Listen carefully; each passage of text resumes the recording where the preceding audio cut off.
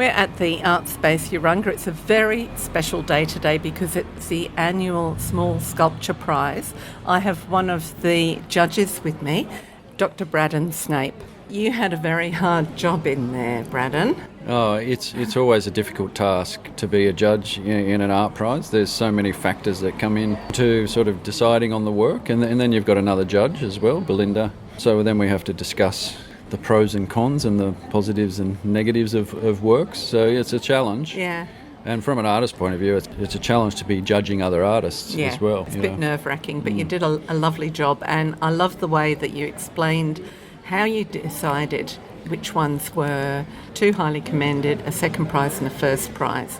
I was interested that the artist statement came in quite important in that. Yeah, well, I guess artist statements are contentious, but they, particularly for a prize like this, they help give a bit more insight into the work and the way the artist is working and thinking about their work. So they become important in a prize.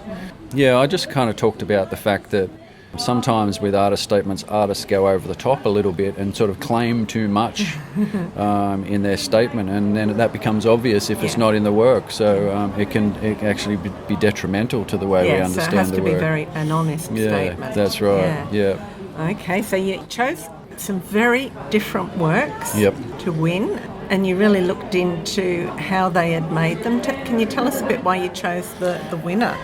Well, the winner was instantly aesthetically beautiful work, and it was technically masterful with the way the artist has handled the clay and in such a fine way. The modelling of the clay, the choice of the material, that bone-like porcelain kind of bone-like material is important because of the relationship with the spine. So just describe what it looks like.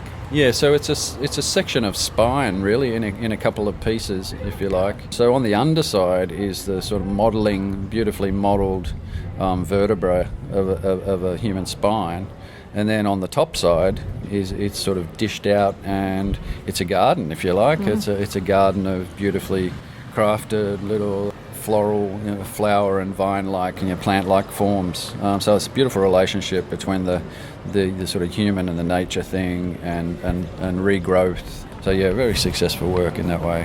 What do you specialise in yourself? I've worked in all materials over the years, but in recent years, to get that title doctor, I did a PhD, and the main focus of that work was this whole development of this inflated steel process, where I make sort of envelopes of steel, if you like, that are all welded together and then blown up with compressed air. That work is very much led by the material and the method of that process, which then develops content from that. So it's exciting too. Yeah. And are you working in teaching at all? Not now. I'm not working in teaching, partly because one of the art schools that I was teaching at closed down in Newcastle.